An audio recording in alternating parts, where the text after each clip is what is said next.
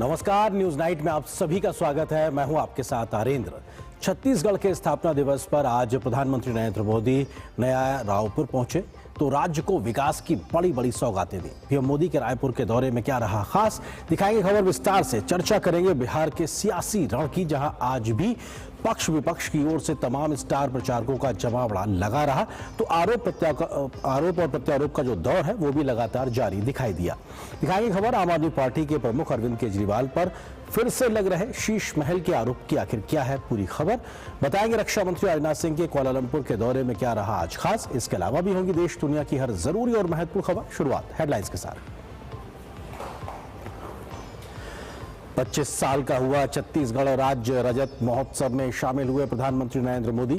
14,300 करोड़ की परियोजनाओं का किया शुभारंभ और शिलान्यास। कहा 25 साल पहले अटल जी द्वारा बोया गया बीज बन गया है विकास का वटवृक्ष।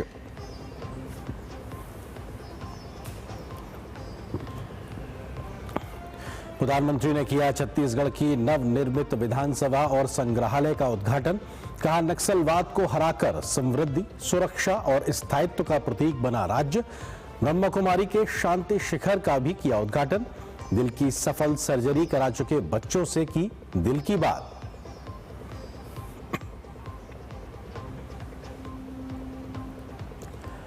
बिहार विधानसभा चुनाव प्रचार ने पकड़ा और जोर। सभी दलों के दिग्गजों ने झोंकी ताकत। जनसभाओं में गरजे अमित शाह, नड्डा और पीयूष गोयल समेत एनडीए के कई नेता। महागठबंधन के तरफ से प्रियंका, तेजस्वी और अखिलेश ने किया प्रचार।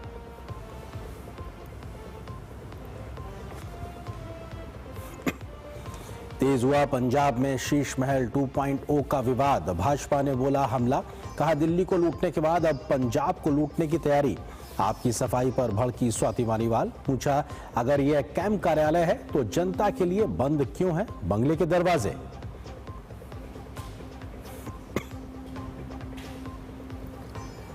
महिला क्रिकेट विश्व कप को कल मिलेगा नया चैंपियन। हरमनप्रीत की अगुवाई में भारतीय टीम के सामने होगी दक्षिण अफ्रीका की मजबूत चुनौती। ऑस्ट्रेलिया के खिलाफ सेमीफाइनल में मिली रिकॉर्ड जीत के बाद बढ़ी खिताब की उम्मीद।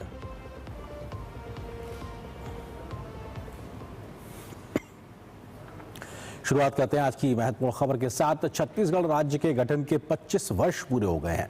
प्रधानमंत्री नरेंद्र मोदी रजत महोत्सव में आज शामिल हुए। पीएम मोदी ने इस अवसर पर 14,300 करोड़ रुपए की परियोजनाओं का शुभारंभ और शिलान्यास किया।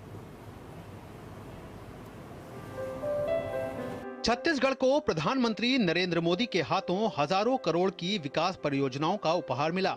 पीएम ने सड़क, उद्योग, स्वास्थ्य सेवा और ऊर्जा जैसे क्षेत्रों से जुड़ी 14,300 करोड़ की परियोजनाओं का शुभारंभ और शिलान्यास किया। गरीबों को अपनी पक्की छत मुहैया कराने की दिशा में बड़ा कदम उठाते हुए 3.51 लाख पूर्ण हो चुके घरों में गृह प्रवेश हुआ। पीएम ने कुछ लाभार्थियों को घरों की चाबी सौंपी। पीएम ने प्रधानमंत्री आवास योजना के अंतर्गत 3 लाख लाभार्थियों को 1200 करोड़ रुपए की किस्तें ट्रांसफर की। छत्तीसगढ़ राज्य के गठन के 25 वर्ष पूरे होने के उपलक्ष्य में आयोजित छत्तीसगढ़ रजत महोत्सव को संबोधित करते हुए पीएम ने राज्य की विकास यात्रा को सराहा। जब छत्तीसगढ़ बना था तब गांवों तक पहुंचना मुश्किल था। उस समय बहुत सारे गांवों में सड़कों का नामो निशान तक नहीं था। अब आज छत्तीसगढ़ के गांवों में सड़कों का नेटवर्क 40,000 किलोमीटर तक पहुंचा है। बीते 11 वर्षों में छत्तीसगढ़ में नेशनल हाईवे का अभूतपूर्व विस्तार हुआ है। नए नए एक्सप्रेसवे अब छत्तीसगढ़ की नई शान बन रहे हैं। पीएम ने पत्थलगांव कुनकुरी से छत्तीसगढ़ झारखंड सीमा तक 4 लेन वाले ग्रीनफील्ड हाईवे की आधारशिला रखी। लगभग 3,150 करोड़ रुपए की ये परियोजना कोरबा, रायगढ़, जशपुर, रांची और जमशेदपुर में प्रमुख कोयला खदानों, औद्योगिक क्षेत्रों और इस्पात संयंत्रों को जोड़ेगी। पीएम ने कहा कि छत्तीसगढ़ माओवादी आतंक जैसी चुनौतियों से तेजी से मुक्त हो रहा है। नक्सलवाद की वजह से आपने 50-55 साल तक जो कुछ झेला वो पीड़ादायक है। आज जो लोग संविधान की किताब का दिखावा करते हैं, जो लोग सामाजिक न्याय के नाम पर घड़ियाली आंसू बहाते हैं, उन्होंने अपने राजनीतिक स्वार्थ के लिए आपके साथ दशकों तक अन्याय किया है। पीएम ने रायपुर स्थित एचपीसीएल के अत्याधुनिक पेट्रोलियम तेल डिपो का उद्घाटन किया। 460 करोड़ से अधिक की लागत वाले इस डिपो की भंडारण क्षमता 54,000 किलोलीटर पेट्रोल, डीजल और इथेनॉल की है। पीएम ने लगभग 1,950 करोड़ रुपए की लागत से निर्मित 489 किलोमीटर लंबी नागपुर झारसुगुड़ा प्राकृतिक गैस पाइपलाइन का भी लोकार्पण किया। पीएम ने 5 नए सरकारी मेडिकल कॉलेजों की आधारशिला भी रखी। पीएम ने आदिवासी कल्याण को अपनी सरकार की प्राथमिकता बताया। शैलेंद्र और सोमेश के साथ bureau report, DD news. Chhattisgarh स्थापना के रजत उत्सव के अवसर पर प्रधानमंत्री नरेंद्र मोदी ने राज्य की नवनिर्मित विधानसभा का भी उद्घाटन किया। वहीं आदिवासी समाज के ऐतिहासिक विरासत को संजोए एक महत्वपूर्ण संग्रहालय का भी प्रधानमंत्री ने आज उद्घाटन किया है। ये म्यूजियम आजादी के 150 वर्ष पहले के संघर्षों और नायकों की कहानियों को संजोए हुए है। इस मौके पर प्रधानमंत्री मोदी ने कहा कि पिछले 25 वर्षों में छत्तीसगढ़ ने जो परिवर्तन देखा है वह अद्भुत और प्रेरणादायी है। कभी यह राज्य नक्सलवाद और पिछड़ेपन से पहचाना जाता था, लेकिन आज वही राज्य समृद्धि, सुरक्षा और स्थायित्व का प्रतीक बन चुका है। छत्तीसगढ़ राज्य स्थापना दिवस के 25 वर्ष पूरे हो चुके हैं। इस अवसर पर प्रधानमंत्री नरेंद्र मोदी ने नवा रायपुर में बने विधानसभा भवन का लोकार्पण किया। 273 करोड़ रुपए की लागत से बने इको फ्रेंडली विधानसभा भवन 20.78 हेक्टेयर क्षेत्र में फैला हुआ है। ये भवन ग्रीन बिल्डिंग की श्रेणी में शामिल है। उन्होंने इस मौके पर उम्मीद जताई कि नया विधानसभा भवन राज्य के विकास की नीतियों का अहम केंद्र बनेगा। विधानसभा केवल कानून बनाने का स्थान नहीं, बल्कि यह छत्तीसगढ़ के भाग्य निर्माण का प्रखर केंद्र है, जीवंत इकाई है। इसलिए हम सबको यह सुनिश्चित करना होगा कि यहां से निकलने वाले हर विचार में जनसेवा की भावना हो, विकास का संकल्प हो और भारत को नई ऊंचाई पर ले जाने का विश्वास हो। भारत रत्न अटल बिहारी वाजपेयी सरकार के नेतृत्व में संसद में छत्तीसगढ़ राज्य निर्माण विधेयक पारित हुआ था, जिसके बाद 1 नवंबर साल 2000 को छत्तीसगढ़ देश का 26वां राज्य बना था। नए विधानसभा भवन परिसर में पूर्व प्रधानमंत्री वाजपेयी की भव्य प्रतिमा का भी अनावरण प्रधानमंत्री ने किया। वहीं एक पेड़ मां के नाम अभियान के तहत रुद्राक्ष का पौधा भी लगाया। प्रधानमंत्री मोदी ने कहा कि छत्तीसगढ़ नक्सलवाद से निकलकर अब विकास की नई गाथा लिख रहा है। पिछले 25 वर्षों में छत्तीसगढ़ ने जो परिवर्तन देखा है वो अद्भुत और प्रेरणादायी है। कभी यह राज्य नक्सलवाद और पिछड़ेपन से पहचाना जाता था, आज वही राज्य समृद्धि, सुरक्षा और स्थायित्व का प्रतीक बन रहा है। आज बस्तर ओलंपिक की चर्चा देश के कोने कोने में है। नक्सल प्रभावित क्षेत्रों में आज विकास की लहर और सुकून की मुस्कान लौट आई है। भारत आज नक्सलवाद, माओवादी आतंक को भी समाप्त करने की तरफ बढ़ रहा है। प्रधानमंत्री मोदी ने नवा रायपुर में शहीद वीर नारायण सिंह स्मारक एवं जनजातीय स्वतंत्रता सेनानी संग्रहालय का उद्घाटन किया। यह संग्रहालय राज्य के जनजातीय समुदायों के साहस, बलिदान और देशभक्ति की विरासत को संरक्षित और प्रदर्शित करेगा। प्रधानमंत्री ने शहीद वीर नारायण सिंह की प्रतिमा का अनावरण किया और उनके परिजनों से मुलाकात की। इसके अलावा स्वतंत्रता सेनानियों के सम्मान में संग्रहालय पोर्टल और ई बुक आदि शौर्य का लोकार्पण किया। प्रधानमंत्री ने उन महिलाओं से भी मुलाकात की जो स्वयं सहायता समूह से जुड़कर रोजगार के नए अवसर बना रही हैं। साथ ही स्थानीय उत्पादों को बढ़ावा दे रही हैं। नवा रायपुर से शैलेंद्र, सोमेश और सिद्धार्थ के साथ ब्यूरो रिपोर्ट, डीडी न्यूज। प्रधानमंत्री नरेंद्र मोदी ने नवा रायपुर में ब्रह्मा कुमारी के आध्यात्मिक और ध्यान केंद्र का भी आज उद्घाटन किया। प्रधानमंत्री ने कहा कि विश्व शांति की सोच भारत के मौलिक विचार का हिस्सा है। पीएम मोदी ने सत्य साई अस्पताल से इलाज करा चुके बच्चों से भी आज संवाद किया। ये वो अस्पताल है जहां दिल की बीमारी का इलाज कराने के लिए देश भर से बच्चे आते हैं और बहुत बड़े स्तर पर यहां पर दिल की बीमारियों की सर्जरी की जाती है। छत्तीसगढ़ के दौरे पर प्रधानमंत्री नरेंद्र मोदी ने नवा रायपुर के ब्रह्मा कुमारी संस्थान के आध्यात्मिक शिक्षा और ध्यान के आधुनिक केंद्र Shanti Shikhar academy for a peaceful world का लोकार्पण किया। प्रधानमंत्री नरेंद्र मोदी ने उम्मीद जताई कि ये केंद्र लोगों को विश्व शांति का पाठ पढ़ाएगी। समाज को निरंतर सशक्त करने में ब्रह्मा कुमारी जैसी संस्थाओं की अहम भूमिका है। मुझे विश्वास है शांति शिखर जैसे संस्थान भारत के प्रयासों को नई ऊर्जा देंगे और इस संस्थान से निकली ऊर्जा देश और दुनिया के लाखों करोड़ों लोगों को विश्व शांति के इस विचार से जोड़ेगी। भारत भविष्य और विश्व बंधुत्व के लिए परंपरा से काम करता रहा है। नया भारत भी वन सन, वन वर्ल्ड, वन ग्रिड और one earth, one family, one future जैसी पहल अपना रहा है। प्रधानमंत्री ने कहा कि आपदा हो या कोई और संकट, भारत सदैव अहम भूमिका निभाता है।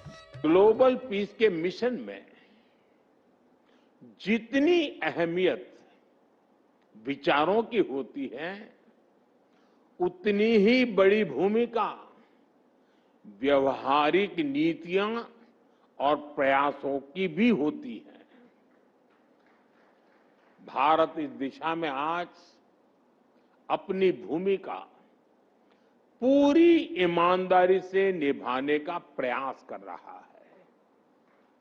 आज दुनिया में कहीं भी कोई संकट आता है, कोई आपदा आती है, तो भारत एक भरोसेमंद साथी के तौर पर मदद के लिए आगे आता है, तुरंत पहुंचता है। भारत फर्स्ट रिस्पॉन्डर होता है। प्रधानमंत्री नरेंद्र मोदी ने नवा रायपुर में श्री सत्य साई संजीवनी अस्पताल के जीवन का उपहार कार्यक्रम के तहत सफलतापूर्वक हृदय रोग का उपचार करा चुके बच्चों को प्रमाण पत्र प्रदान किए।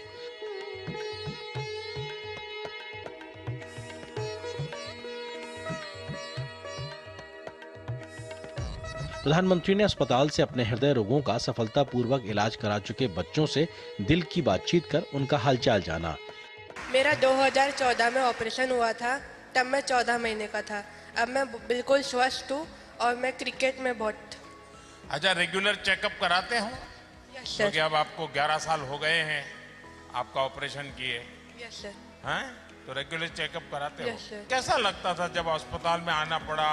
तो दवाइयाँ खानी पड़ती थी, इंजेक्शन लगाते होंगे, कैसा लगता था? सर, मेरे को इंजेक्शन से डर भी नहीं लगता था, इसीलिए मेरे को अच्छे से ऑपरेशन हुआ, मेरे को डर भी नहीं लगा। मेरा ऑपरेशन 2023 में हुआ था और मैं बड़ी होकर टीचर बनना चाहती हूँ, क्योंकि टीचर बनने से हमारे जो गरीब बच्चे होते हैं या फिर उनको आगे बढ़ाने के लिए उनको फ्री में पढ़ाना चाहती हूँ।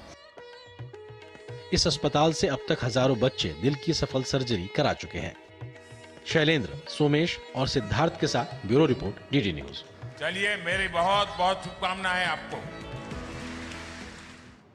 और यहाँ पर एक छोटे से ब्रेक के लिए रुकते हैं। ब्रेक के उस पार जब वापस आएंगे तो खबर दिखाएंगे बिहार के सियासी रण की, जहां पर तमाम दलों के दिग्गजों ने धुआंधार आज प्रचार किया। क्या लगाए आरोप प्रत्यारोप, इस खबर पर विस्तार से नजर छोटे से ब्रेक के बाद।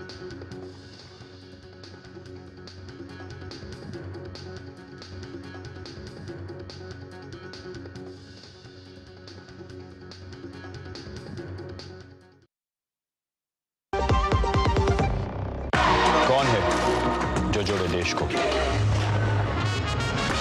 विकसित भारत का विकसित भारत।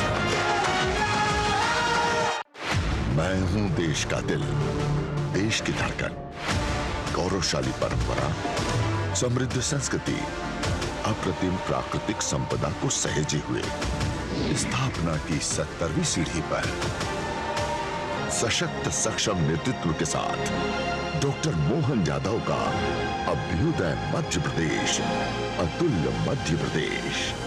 जन कल्याण के प्रगति पथ पर विकास के नित नए सोपान गढ़ते अलौकिकता से जगमग मध्य प्रदेश के स्थापना दिवस पर दिखेगी 1 से 3 नवंबर तक प्रदेश की समृद्ध संस्कृति की झलक, जिसमें ड्रोन शो, विश्ववंद, जुबिन नौटियाल, हंसराज रघुवंशी और स्नेहा शंकर की सांगीतिक प्रस्तुतियां एवं सम्राट विक्रमादित्य महानाट्य मंचन के साथ आकर्षक प्रदर्शनियों के आयोजन शामिल हैं। आइए हमारे अपने मध्य प्रदेश के 70वें स्थापना दिवस को धूमधाम से मनाएं। मेरा मध्य प्रदेश है।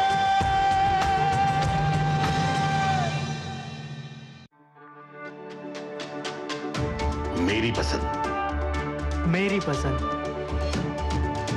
मेरी पसंद, मेरी पसंद, हमारी पसंद, हम सबकी पसंद। मजबूत देश का मजबूत सरिया हो गया स्टील। क्या आपको है आकर्षक बचत विकल्पों की तलाश? LIC प्रस्तुत करता है नवजीवन श्री सिंगल प्रीमियम प्लान। एक मुश्त प्रीमियम राशि जमा करें, जीवन बीमा कवर का आनंद उठाएं, परिपक्वता पर गारंटीकृत निश्चित राशि प्राप्त करें, तरलता विकल्प भी उपलब्ध। अभी खरीदें। मौजूदा पॉलिसी धारकों के लिए आकर्षक छूट, नियम और शर्तें लागू। और ब्रेक के बाद अब बात करते हैं बिहार की। बिहार में पहले चरण की वोटिंग के लिए अब महज 4 दिन बचे हैं। इससे पहले राज्य का सियासी तापमान लगातार हर दिन बढ़ता जा रहा है। आज एनडीए की ओर से अमित शाह, जेपी नड्डा सहित कई केंद्रीय मंत्री चुनाव प्रचार करने पहुंचे, तो एनडीए के बिहार के बड़े बड़े नेताओं ने भी जनता के बीच जाकर समर्थन मांगा। एनडीए के स्टार प्रचारकों ने भी महागठबंधन के नेताओं की नीतियों को निशाने पर लिया, तो विपक्षी दलों के नेताओं ने भी नीतीश सरकार के काम पर और एनडीए के वादों पर सवाल खड़े किए हैं। रोजगार, पलायन से लेकर बिहार के विकास पर दोनों बड़े गठबंधन अपने अपने दावे कर रहे हैं, लेकिन जनता किसके वादे पर मुहर लगाएगी, ये बात तो 14 नवंबर को वोटिंग के बाद काउंटिंग में ही पता चलेगा। बिहार के चुनावी संग्राम में आज भी सियासी दिग्गजों ने प्रचार की कमान संभाली। एनडीए की ओर से गृह मंत्री अमित शाह ने 3 चुनावी रैलियों में महागठबंधन पर निशाना साधा, तो बीजेपी अध्यक्ष ने भी विशाल जनसभाओं में डबल इंजन सरकार के काम के आधार पर फिर से एनडीए सरकार बनाने का दावा किया। बिहार पहुंचे केंद्रीय मंत्री पीयूष गोयल ने भी एनडीए सरकार के काम गिनाए। 20 साल तक नीतीश बाबू ने और 11 साल से नरेंद्र मोदी जी और नीतीश बाबू ने बिहार के विकास के लिए कोई कसर नहीं छोड़ी है। हर तरीके से सड़कों का जाल बिछा है। National highway, state highway, elevated road, express way. अगर आंकड़े देखें तो बिहार का जो अर्थव्यवस्था का पूरा मूल है वो सिर्फ 80,000 करोड़ रुपए था 2005 में, और आज बढ़कर 11 लाख करोड़ रुपए। महागठबंधन की ओर से भी तमाम बड़े स्टार प्रचारक आज मैदान में उतरे, तो उनके निशाने पर एनडीए का संकल्प पत्र दिखाई दिया। इस बीच एनडीए नेताओं ने भी महागठबंधन के जंगलराज पर हमला बोलते हुए विपक्षी नेताओं के वादों पर सवाल खड़े किए। बिहार का नौजवान अपने भविष्य और नौकरी और रोजगार के लिए वोट डालने जा रही है।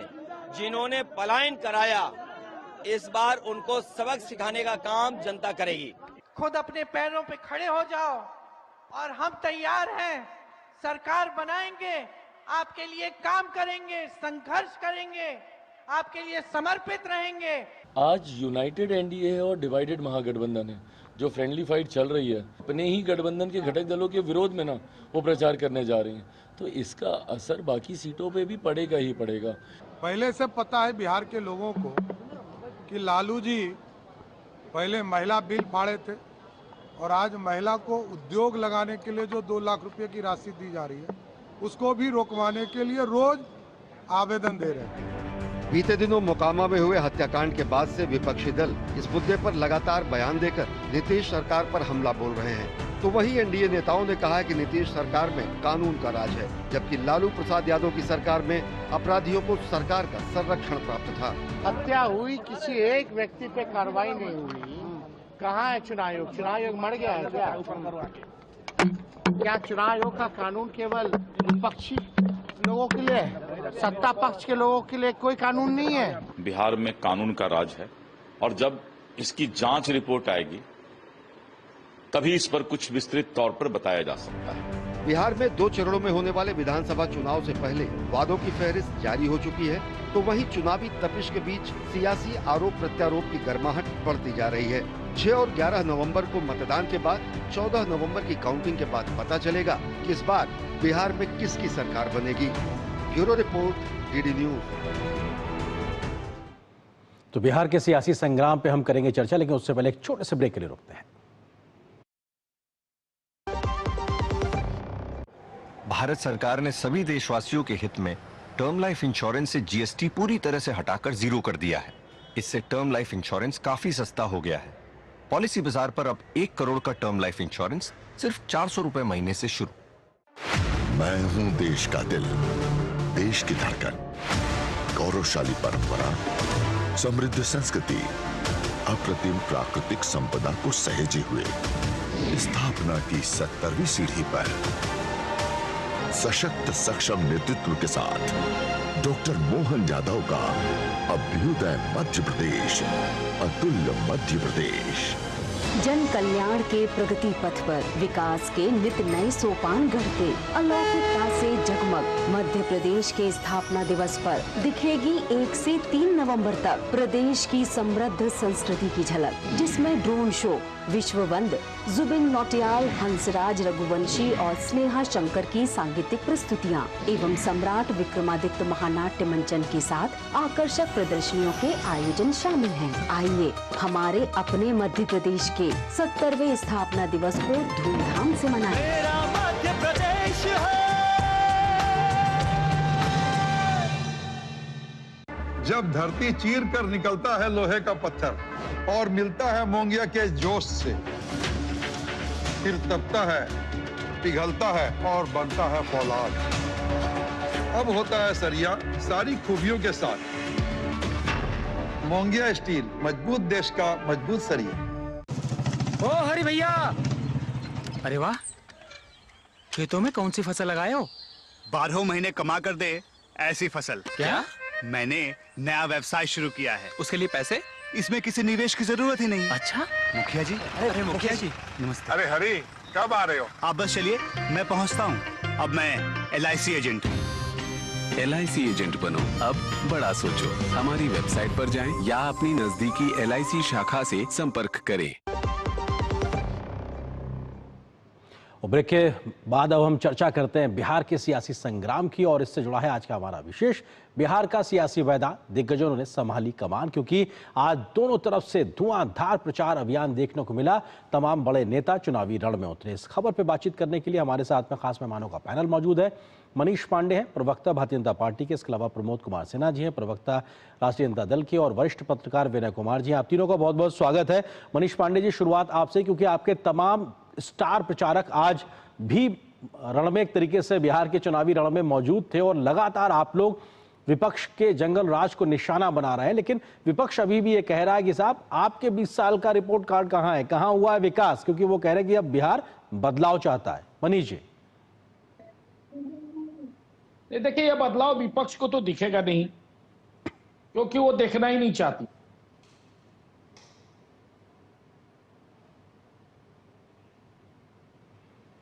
मनीष जी, आपकी आवाज हम तक आना रुक गई है, संभवतः नेटवर्क का इश्यू होगा। मैं आपके पास आते हूं उससे पहले प्रमोद कुमार सिन्हा जी का देखना नहीं चाहता उसको दिखता को। मनीष जी, आपकी आवाज आने लगी, प्लीज अपनी बात पूरी करें। हाँ, नहीं चाहती है कि बिहार में फिर से। जी, अपनी बात पूरी करें मनीष जी आप।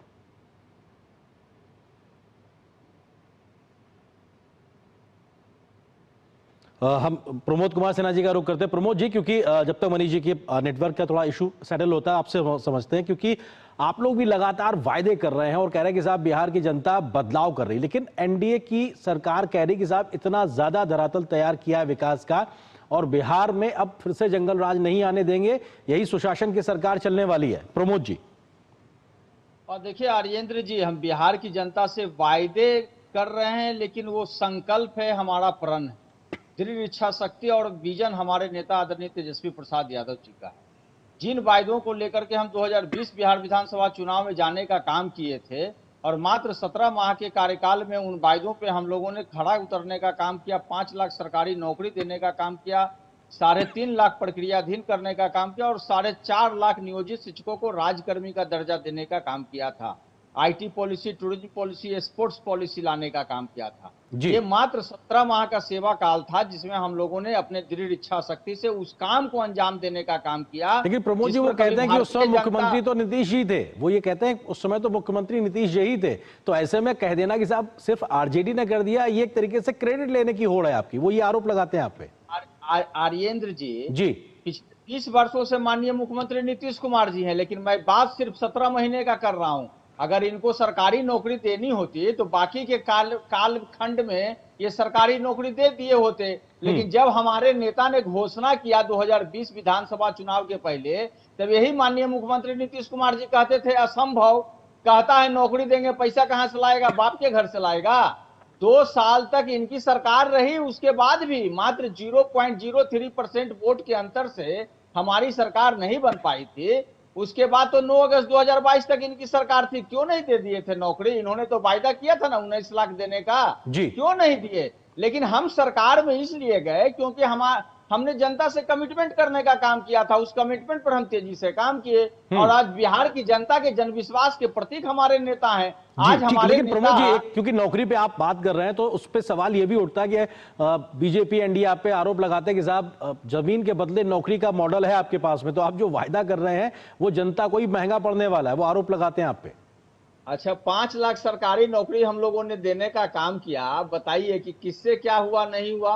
अरे इन लोग के पास कुछ है, जब आप कोई काम नहीं करिएगा और विपक्ष काम कर रहा है तो ये लोग इसी तरीके के बात करने का काम करेंगे। मनीष जी वो ये कह रहे हैं कि साहब उन्होंने रोजगार का वादा किया, 17 महीने में डिलीवर किया और अभी भी वो विकास के पथ पे ले जाने को तैयार खड़े हैं। मनीष जी देखिए, इनके नेता के ऊपर 420 का आरोप लगा हुआ है और मैंने नहीं लगाया, उस आरोप को न्यायालय ने लागू कर दिया है, यानी 420 मतलब 400 BC। तो अब देखिए 400 BC वाली बात कर रहे हैं यहां बैठकर। मैं थोड़ा याद करा दूं पूरे पैनल को और आपके दर्शकों को भी, जब 17 महीने की सरकार बनी थी और तेजस्वी जी उप मुख्यमंत्री बने थे और पत्रकारों ने उनसे पूछा था कि भाई आपने तो 2020 के चुनाव में कहा था कि मैं जो है पहले कैबिनेट में पहली कलम से 10 लाख सरकारी नौकरी दूंगा, तो उनका क्या जवाब आया था आपके दर्शकों को शायद अब याद आ रहा होगा। उन्होंने कहा था कि भैया मैंने तो मुख्यमंत्री बनने पे यह बात कही थी, मैं तो अभी उप मुख्यमंत्री बना हूं, इसलिए जब मैं मुख्यमंत्री बन जाऊंगा तब मैं अपना वादा पूरा करूंगा। यह आज भी वीडियो जो है वो पब्लिक डोमेन में वायरल है। मुझे लगता है आप लोगों को भी वो फुटेज चलाना चाहिए। देखिए, जो तेजस्वी उप मुख्यमंत्री बनते हुए उन्होंने कहा था कि मैं उप मुख्यमंत्री बना हूं। प्रमोद जी मैं आ रहा हूं आपके पास, प्रमोद जी मैं आ रहा हूं आपके पास में, बाकी लोगों को भी समय दीजिए। हाँ। आज वह अपनी पीठ खुद से थपथपा रहे हैं कि ये नौकरियां दे दी, वो नौकरियां दे दी, जबकि ना तो इनके पास वित्त मंत्रालय था और ना ही अब सरकार के मुखिया थे। मुखिया तो नीतीश जी थे। के दबाव में उस वक्त की सरकार ने 17 महीने में 5 लाख नौकरी दी। वो ये कहते हैं कि साहब, नहीं मनीष जी कहते हैं कि साहब आरजेडी के विजन के आधार पे वो नौकरी मिली, ना उससे पहले आपने दी ना उसके बाद आपने दी, वो ये आरोप लगाते हैं आप पे। मनीष जी देखिए, विजन तो आरजेडी का भ्रष्टाचार वाला है। मुझे लगता है कि 17 महीने या जो सरकार में थे तो इनको तो पहले भाजपा के नेताओं का, मंत्रियों का भ्रष्टाचार ढूंढना चाहिए था। इनको तो पहले सृजन घोटाला, जिसका यह बार बार रोना रोते हैं, मुजफ्फरपुर बालिका गृह कांड जिसकी यह बात करते हैं विपक्ष में आने पर, तो उसको उद्भेदित करना चाहिए था, उसकी सच्चाई ढूंढनी चाहिए थी। लेकिन 17 महीने में ना तो इनको भाजपा के किसी मंत्री के खिलाफ कोई भ्रष्टाचार दिखा और ना ही यह सृजन घोटाला या बालिका गृह कांड के खिलाफ कोई चीज क्लू निकाल सके। तो देखिए, ये इनका प्रोपगंडा 420 गिरी का, 400 BC का इनके नेता का भी चाल चलन है। प्रवक्ता भी बैठकर झूठ बोलते हैं। सच्चाई यही है कि 2020 के चुनाव में हम लोगों ने बिहार की जनता से वादा किया था कि 19 लाख नौकरी हम देंगे। और मैं एक और बात आपको बता दूं, हमने सरकार अलग होने के पहले 7वें चरण में जो ST-ET के अभ्यर्थी थे, 3 लाख अभ्यर्थी ऐसे थे जिनको कि 7वें चरण की नियुक्ति सिर्फ देनी थी, नियुक्ति पत्र देना था। इन लोगों ने, तेजस्वी यादव अगर पीठ थपथपाते हैं तो तेजस्वी यादव को बोलना चाहिए। एक तो इन्होंने डोमिसाइल हटाया था। डोमिसाइल किसके समय में हटा था? प्रभात जी को बताना चाहिए कि वो उसकी जिम्मेवारी कौन लेगा, डोमिसाइल हटाने की जिम्मेवारी। रोजगार अपने आप में और नौकरी एक बड़ा मुद्दा बन गया। मनीष जी, प्रमोद जी, मैं आता हूं आपके पास में। वरिष्ठ पत्रकार विनय कुमार जी भी हमारे साथ मौजूद है। विनय जी, ठीक है मनीष जी, ओके, आपका पॉइंट आ गया। विनय जी, सवाल ये है कि इस बार के चुनाव में रोजगार और नौकरी एक बड़ा मसला और मुद्दा दिखाई पड़ रहा हो, शायद इसीलिए दोनों गठबंधनों के घोषणा पत्रों में ये साफ तौर से दिखाई पड़ रहा है। लेकिन इस मसले पे अभी तक के ट्रैक रिकॉर्ड और आगे किए जा रहे वायदे किस तरफ जाते दिखाई पड़ रहे हैं? विनय जी। नहीं, देखिए, जहां तक एनडीए का सवाल है, तो एनडीए के घोषणा पत्र में तो 1 करोड़ रोजगार देने की बात है। रोजगार में नौकरी और रोजगार दोनों मिला हुआ है, जबकि महागठबंधन ने कहा कि हर परिवार को हम नौकरी देंगे, हर परिवार के एक व्यक्ति को नौकरी देंगे। अब वो कहां से इसके लिए पैसा लाएंगे ये अभी तक बता नहीं पा रहे हैं, क्योंकि जो बिहार की स्थिति है 2 करोड़ 80 लाख के आसपास परिवार है, तो इतने परिवार को नौकरी देना संभव लगता नहीं। प्रथम दृष्टया में दिखाई पड़ता कि यह असंभव बात है, और इसलिए लेकिन जनता के बीच में एक मैसेज देना है तेजस्वी यादव को।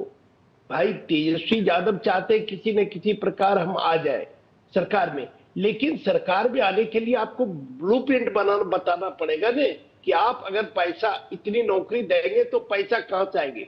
क्योंकि बिहार का जो इस समय बजट है, उस बजट से लगभग 4 गुना बजट चाहिए, तब आप उतनी नौकरियों को सैलरी केवल दे पाएंगे। सैलरी में उतनी राशि चली जाएगी, जो असंभव बात, जो संभव होगा नहीं।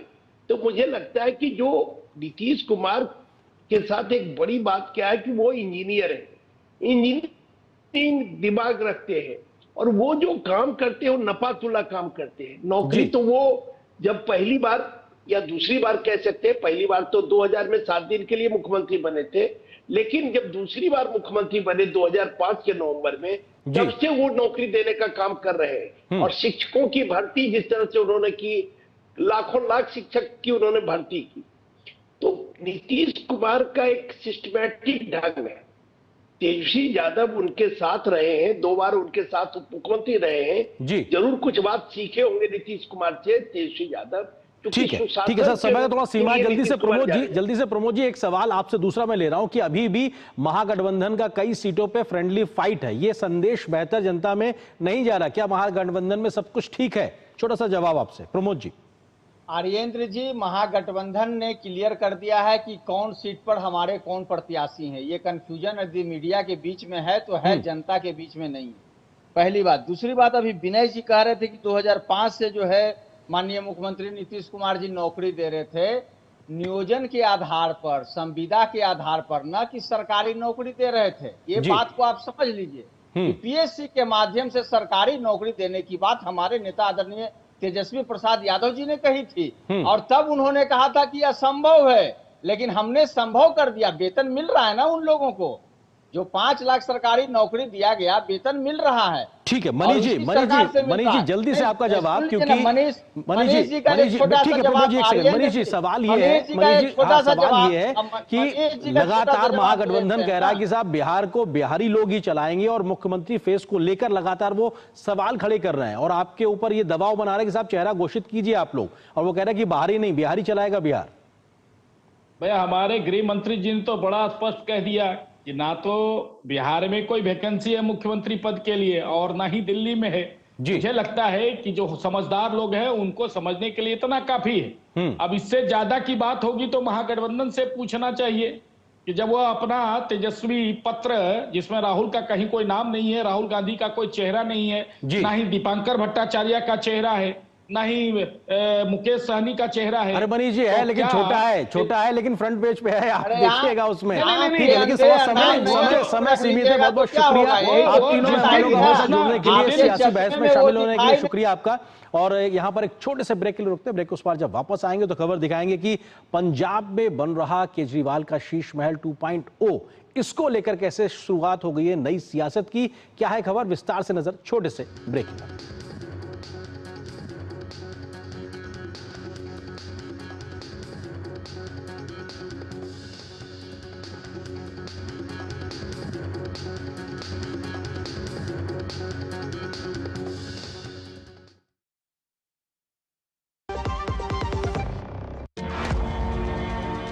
खादी सिर्फ एक वस्त्र नहीं बल्कि भारत की आत्मनिर्भरता और सांस्कृतिक विरासत का प्रतीक है और आज वैश्विक फैशन और सस्टेनेबल लाइफस्टाइल की नई परिभाषा बन चुकी है।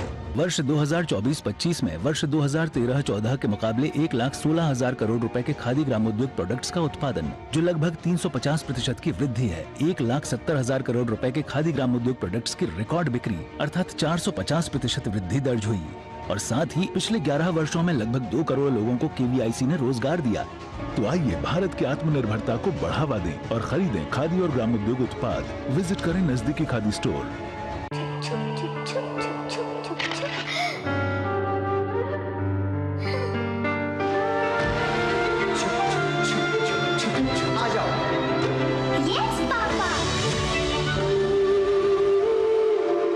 जिंदगी किसी के लिए नहीं रुकती, हम भी आपको कहां रुकने देंगे। जिंदगी के हर मोड़ पर LIC है तो इंश्योर्ड है। LIC हर पल आपके साथ। इच्छाओं की कोई उम्र नहीं होती, आज हो या कल आंखों में हरदम चमकती, कल भी रहे आज के ठाट, ना हो टेंशन रिटायरमेंट के बाद, हाँ करनी है तैयारी NPS जरूरी है।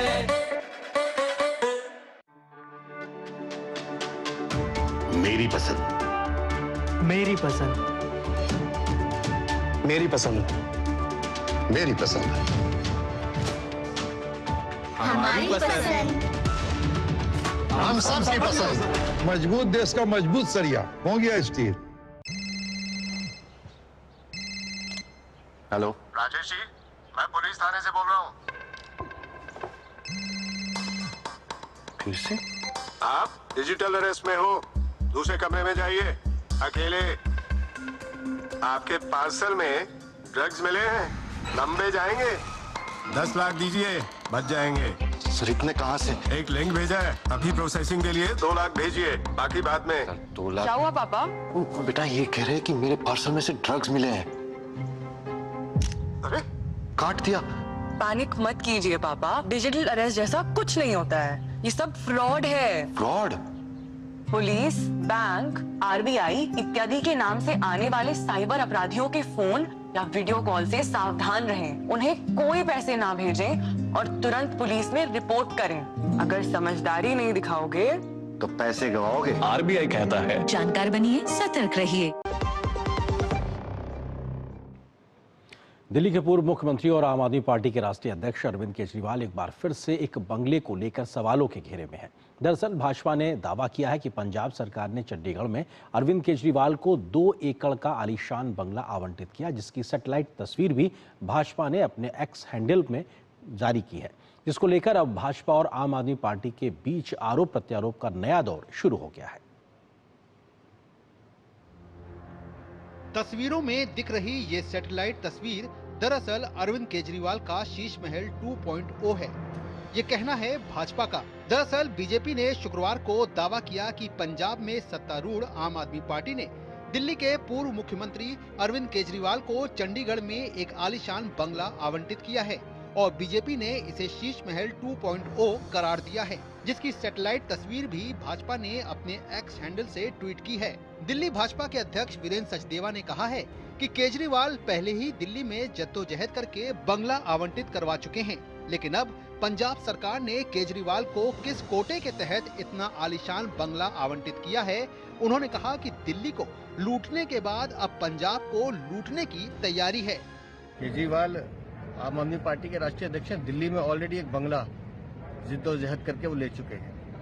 मुझे नहीं पता कि वो पंजाब से एमपी हैं, एमएलए हैं या क्या हैं, और किस कोटे में पंजाब सरकार ने उन्हें इतना खूबसूरत आलीशान बंगला दिया है। ये जो बंगला प्रेम है, शीश महल प्रेम है केजरीवाल का, ये केजरीवाल बताएं कि किस कैपेसिटी में उन्होंने लिया है। आम आदमी पार्टी की पूर्व नेता और राज्यसभा सांसद स्वाति मालीवाल ने कहा है कि अरविंद केजरीवाल को जनता के आदेश पर दिल्ली स्थित अपना शीश महल खाली करना पड़ा, इसलिए अब उन्होंने पंजाब सरकार से चंडीगढ़ में शीश महल 2.0 बनवाया है। उन्होंने पंजाब सरकार से अपने लिए एक शीश महल 2.0 चंडीगढ़ में बनवा लिया है। तो मुझे ये समझ नहीं आता कि उनको ये महल किस हैसियत से दिया गया है। वो तो अभी दिल्ली में एक एमएलए भी नहीं है। भाजपा प्रवक्ता आरपी सिंह ने कहा कि एक बार किसी को ऐशो आराम की आदत पड़ जाए तो छूटती नहीं। अरविंद केजरीवाल को ऐशो आराम की जो आदत पड़ गई है वो कभी नहीं जाएगी। एक बार विलासिता की आदत पड़ जाए तो वो छूटती नहीं। वैसे तो क्या कर रहे थे कि हम एक छोटी सी गाड़ी में चलेंगे, एक 4 कमरे के मकान में रह लेंगे, परंतु वो जो विलासिता का आदत पड़ गई, विलासिता को भोगने की आदत पड़ गई, वो छूटी नहीं। वो दिल्ली हो या चंडीगढ़ हो, वो कहीं ना कहीं तो अपनी जो मन की इच्छाएं वो पूरी करेंगे। पंजाब के मुख्यमंत्री भगवंत मान ने इन दावों को फर्जी बताते हुए इस बंगले को कैंप कार्यालय बताया है। कोठी नंबर 50 सैक्टर 2 चंडीगढ़ जिहदे बारे यह गलत प्रचार किया जा रहा, ਉਹਦੇ ਤੇ लिखा होया है विशेष कथन के अंतर्गत कैंप ऑफिस / मुख्यमंत्री पंजाब। ਉਹ मेरे घर का हिस्सा है, जिस घर दे विच मुख्यमंत्री पंजाब रहिंदा है। कैंप ऑफिस है, गेस्ट हाउस है। हालांकि स्वाति मालीवाल ने इसका भी जवाब दिया और कहा कि ये कहकर झूठ फैलाने की कोशिश की गई कि ये पंजाब के मुख्यमंत्री का कैंप कार्यालय है, लेकिन अगर ये वाकई एक कैंप कार्यालय है तो ये जनता के लिए खुला क्यों नहीं है, इसे अंदर से क्यों बंद किया गया है। और दूसरी बात, अगर ये वाकई पंजाब के मुख्यमंत्री का कैंप कार्यालय है तो हमें बताएं कि पिछले 4 सालों में वहाँ कितनी बैठकें हुई हैं। ये सरासर झूठ है। सच ये है कि ये आलीशान महल है, शीश महल 2.0, जो पंजाब के सुपर सीएम अरविंद केजरीवाल का है। जाहिर है एक बार फिर दिल्ली के पूर्व मुख्यमंत्री अरविंद केजरीवाल बंगले को लेकर सवालों के घेरे में आ गए हैं और भाजपा इस मुद्दे पर आक्रामक है। लेकिन देखना ये होगा कि अब ये बंगले पर बवाल और कितने सवालों को जन्म देता है। देवांशु मल्होत्रा, दूरदर्शन समाचार, दिल्ली। और यहाँ पर एक और छोटे से ब्रेक ले रुकते हैं। ब्रेक के उस बाद जब वापस आएंगे तो खबर दिखाएंगे कि इंडिया जॉय 2025 में क्या है खास, क्या है पूरी खबर, विस्तार से नजर छोटे से ब्रेक के बाद।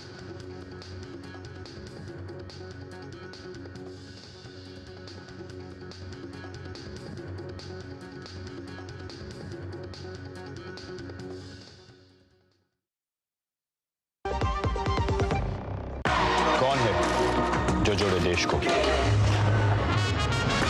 विकसित भारत का विकसित भारत। क्या आपको है आकर्षक बचत विकल्पों की तलाश? LIC प्रस्तुत करता है नव जीवन श्री सिंगल प्रीमियम प्लान। एक मुश्त प्रीमियम राशि जमा करें, जीवन बीमा कवर का आनंद उठाएं, परिपक्वता पर गारंटीकृत निश्चित राशि प्राप्त करें। तरलता विकल्प भी उपलब्ध। अभी खरीदें। मौजूदा पॉलिसी धारकों के लिए आकर्षक छूट, नियम और शर्तें लागू। इच्छाओं की कोई उम्र नहीं होती, आज हो या कल आंखों में हरदम चमकती। कल भी रहे आज के ठाट, ना हो टेंशन रिटायरमेंट के बाद। हाँ करनी है तैयारी, NPS जरूरी है।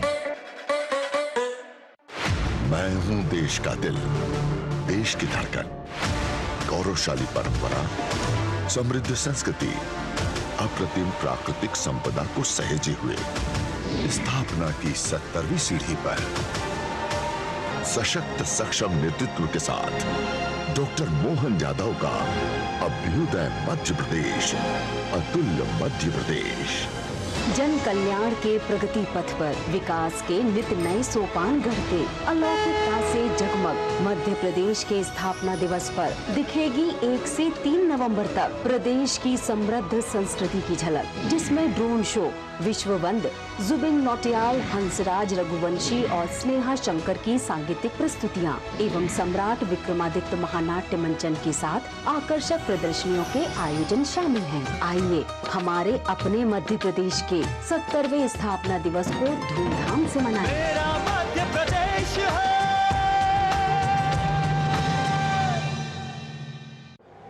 पता है टर्म लाइफ इंश्योरेंस आपकी फैमिली के लिए कितना जरूरी है? इतना जरूरी है कि भारत सरकार ने इस पे जीएसटी पूरी तरह से हटाकर 0 कर दिया है। पॉलिसी बाजार पर अब 1 करोड़ का टर्म लाइफ इंश्योरेंस सिर्फ 400 रुपए महीने से शुरू। ऑरेंज इकोनॉमी में भारत को दुनिया का अग्रणी देश बनाने की दिशा में कदम तेजी से आगे बढ़ रहे हैं। फिल्म निर्माण और उससे जुड़ी तकनीकों का हब दक्षिण भारत में तैयार हो रहा है।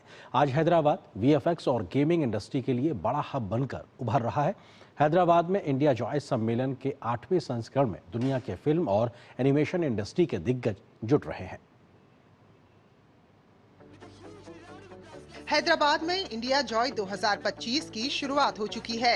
इस सम्मेलन में फिल्म, एनिमेशन, वीएफएक्स और कॉमिक्स क्षेत्र के दिग्गज जुट रहे हैं। सम्मेलन में 10 देशों के 30,000 से ज्यादा प्रतिनिधि भाग ले रहे हैं और ये सभी मिलकर मीडिया और मनोरंजन उद्योग को आकार देने वाली नई तकनीकों और चुनौतियों पर विचार विमर्श कर रहे हैं। इस सम्मेलन का उद्घाटन सूचना एवं प्रसारण मंत्रालय के सचिव संजय जाजू ने किया। इंडिया जॉय 2025 में 500 से ज्यादा कंपनियां शामिल हो रही हैं। 100 से ज्यादा निवेशक भी इसमें शामिल होने पहुंचे हैं। सूचना और प्रसारण मंत्रालय ने बिजनेस टू बिजनेस बैठकों को सुविधाजनक बनाने के लिए वेव्स बाजार की भी स्थापना की है।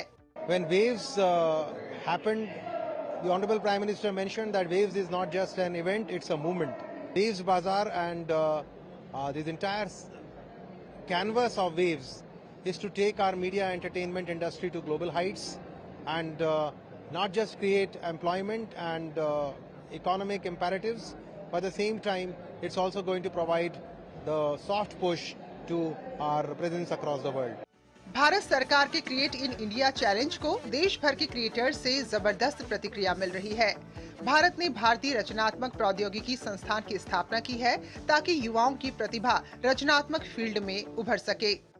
IITs did for technology and what IIMs did for management. So the Indian Institute of Creative Technology is one of the important initiatives that's going to shape the media and entertainment journey of our country.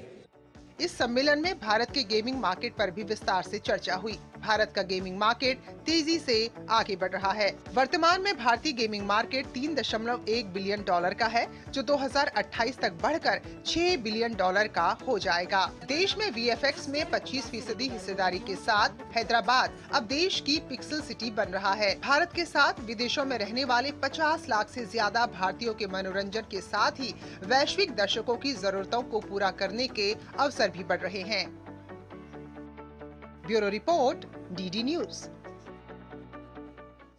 रक्षा मंत्री राजनाथ सिंह इन दिनों Kuala Lumpur में हैं, जहां वो ASEAN देशों के रक्षा मंत्रियों के साथ बैठक में हिस्सा ले रहे हैं। भारत की एक्ट ईस्ट नीति के लिहाज से पूर्वी देशों के ये सम्मेलन बेहद अहम है। इस मंच पर रक्षा मंत्री ने कहा कि भारत आसियान देशों के साथ अपने रक्षा सहयोग को क्षेत्रीय शांति, स्थिरता और क्षमता निर्माण में योगदान के रूप में देखता है और भारत का एक ओपन, इंक्लूसिव और रूल्स बेस्ड इंडो पैसिफिक को लेकर बढ़ावा देने की नीयत लगातार जारी है। राजनाथ सिंह ने आज कई देशों के रक्षा मंत्रियों के साथ द्विपक्षीय मुलाकातें भी की।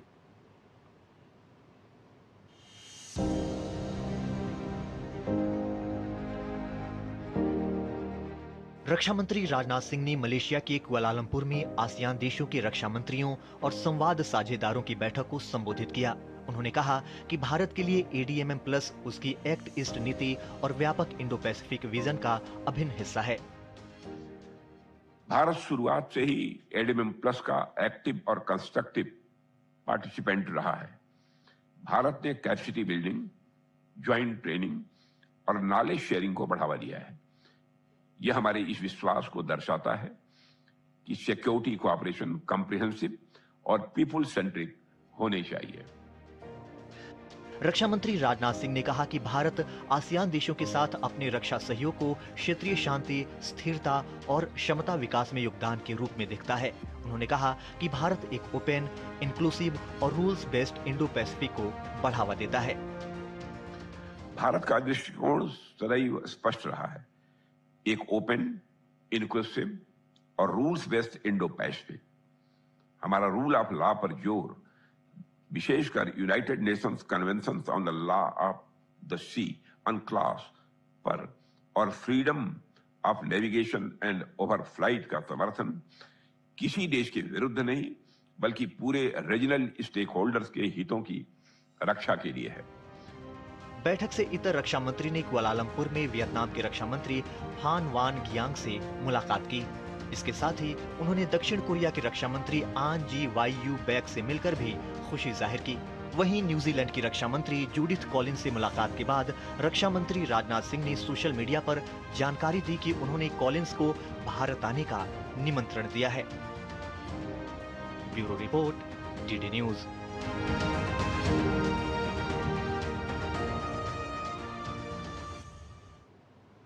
आंध्र प्रदेश के श्रीकाकुलम जिले में आज एक दुखद हादसा हो गया। कार्तिक एकादशी के पावन पर्व पर वेंकटेश्वर स्वामी मंदिर में हजारों श्रद्धालु पूजा अर्चना के लिए मंदिर पहुंचे थे। इस दौरान मंदिर परिसर में भीड़ बढ़ने के कारण वहां पर भगदड़ मच गई। भगदड़ के कारण 9 श्रद्धालुओं की मृत्यु हो गई, जबकि कई अन्य श्रद्धालु घायल हो गए। इस घटना पर राष्ट्रपति, उपराष्ट्रपति सहित प्रधानमंत्री ने भी अपना दुख जताया है। कार्तिक एकादशी के पावन पर्व पर आंध्र प्रदेश में श्रीकाकुलम के वेंकटेश्वर स्वामी मंदिर में हजारों की संख्या में श्रद्धालु पूजा अर्चना के लिए पहुंचे थे, लेकिन इस दौरान मंदिर परिसर में भीड़ बढ़ती चली गई। मंदिर परिसर की क्षमता सीमित होने के कारण लोग अंदर घुसने की कोशिश में नियंत्रण से बाहर हो गए, जिससे भगदड़ मच गई। इस भगदड़ में 9 श्रद्धालुओं की मौत हो गई, जबकि कई लोग घायल हो गए। घटना की सूचना मिलते ही पुलिस और प्रशासनिक अधिकारी मौके पर पहुंच गए और राहत एवं बचाव कार्य शुरू किया। घायलों को पास के सरकारी अस्पताल में भर्ती कराया गया है। इस हादसे पर राष्ट्रपति द्रौपदी मुर्मू ने शोक व्यक्त किया है। राष्ट्रपति द्रौपदी मुर्मू ने शोक संतप्त परिवारों के प्रति अपनी गहरी संवेदना व्यक्त करते हुए घायलों के शीघ्र स्वस्थ होने की कामना की है। वहीं उपराष्ट्रपति सीपी राधाकृष्णन ने भी सोशल मीडिया प्लेटफॉर्म एक्स पर एक शोक संदेश साझा करके पीड़ित परिवारों के प्रति संवेदना व्यक्त की है। प्रधानमंत्री राष्ट्रीय राहत कोष से प्रत्येक मृतक के परिजनों को 2-2 लाख रुपए और घायलों को 50,000 रुपए की अनुग्रह राशि देने की घोषणा की गई है। घटना पर दुख जताते हुए पीएमओ ने सोशल मीडिया प्लेटफॉर्म एक्स पर लिखा है, आंध्र प्रदेश के श्रीकाकुलम स्थित वेंकटेश्वर स्वामी मंदिर में हुई भगदड़ से बहुत दुख हुआ। मेरी संवेदनाएं उन लोगों के साथ हैं जिन्होंने अपने प्रियजनों को खो दिया है। मैं प्रार्थना करता हूं कि घायल जल्द स्वस्थ हों। प्रधानमंत्री राष्ट्रीय राहत कोष से प्रत्येक मृतक के परिजनों को 2-2 लाख रुपए की अनुग्रह राशि दी जाएगी। वहीं इस दुर्घटना में घायल लोगों को 50,000 रुपए की सहायता राशि दी जाएगी। आंध्र प्रदेश के मुख्यमंत्री चंद्रबाबू नायडू ने भी इस घटना को दुखद बताते हुए शोक व्यक्त किया है और घायलों को समुचित चिकित्सा मुहैया कराने का निर्देश दिया है। Bureau report, DD news. और खबर खेल के मैदान से, आईसीसी महिला विश्व कप का कल फाइनल मुकाबला खेला जाएगा। मुंबई में होने वाले इस मुकाबले में भारत और दक्षिण अफ्रीका की टीमें आमने सामने होंगी। एक तरफ हरमनप्रीत कौर की टीम अपने पहले आईसीसी महिला वनडे विश्व कप के खिताब की तलाश में मैदान पर उतरेगी, तो दक्षिण अफ्रीका की टीम भी पहली बार खिताबी भिड़ंत में मैदान में दिखाई देगी। अब देखना होगा कल का प्रदर्शन किस टीम के सर जीत का ताज बांधता है। आप देखिए इस खबर को, मुझे मेरी पूरी टीम को दीजिए अनुमति। नमस्कार। रविवार को होने वाले फाइनल में मेजबान भारत का सामना दक्षिण अफ्रीका से होगा। इन दोनों ही टीमों ने आज तक कभी विश्व कप नहीं जीता है। ऐसे में दोनों के ही पास पहली बार विश्व चैंपियन बनने का मौका है। भारत ने प्रतियोगिता में लगातार 2 जीत के साथ शुरुआत की थी, लेकिन इसके बाद टीम को 3 मैच में हार मिली और टीम का सेमीफाइनल में पहुंचना भी मुश्किल लगने लगा। हालांकि टीम ने करो या मरो के मुकाबले में न्यूजीलैंड को मात दी और सेमीफाइनल में जगह बनाई। सेमीफाइनल में भारत ने महिला वनडे का सबसे बड़ा लक्ष्य हासिल करते हुए 7 बार के विश्व चैंपियन ऑस्ट्रेलिया को 5 विकेट से शिकस्त दी और फाइनल में जगह बनाई। दूसरी तरफ दक्षिण अफ्रीका की शुरुआत प्रतियोगिता में बेहद खराब रही थी। इंग्लैंड के खिलाफ गुवाहाटी में खेले गए अपने पहले मैच में दक्षिण अफ्रीका की टीम सिर्फ 69 रन पर ढेर हो गई। हालांकि इसके बाद टीम ने अपने प्रदर्शन में सुधार किया और सेमीफाइनल में पहुंचने में कामयाब रही। सेमीफाइनल में दक्षिण अफ्रीका ने इंग्लैंड को गुवाहाटी के उसी मैदान पर 125 रन से करारी शिकस्त दी। दोनों टीमों के बीच वनडे रिकॉर्ड देखें तो दोनों टीम कुल 34 बार आमने सामने हुई हैं। इसमें से भारत ने 20 और दक्षिण अफ्रीका ने 13 मैच जीते हैं। एक मैच का कोई परिणाम नहीं निकला। वनडे विश्व कप में दोनों टीम कुल 6 बार आमने सामने हुई हैं, जिसमें से 3 बार भारत ने और 3 बार दक्षिण अफ्रीका ने जीत दर्ज की है। फाइनल मुकाबला 2 नवंबर को नवी मुंबई के DY पाटिल स्टेडियम में दोपहर 3 बजे से खेला जाएगा। दक्षिण अफ्रीका की टीम पहली बार महिला वनडे विश्व कप के फाइनल में पहुंची है। वहीं भारतीय टीम पहले भी 2 बार 2005 में और 2017 में फाइनल में पहुंच चुकी है, लेकिन उसे दोनों ही बार हार का सामना करना पड़ा। अब देखना होगा कि क्या भारतीय टीम अपने घर में अपने दर्शकों के सामने पहली बार विश्व चैंपियन बनने में कामयाब रहती है। कैमरा पर्सन आशीष शर्मा के साथ सुचित्रा, DD न्यूज, नवी मुंबई।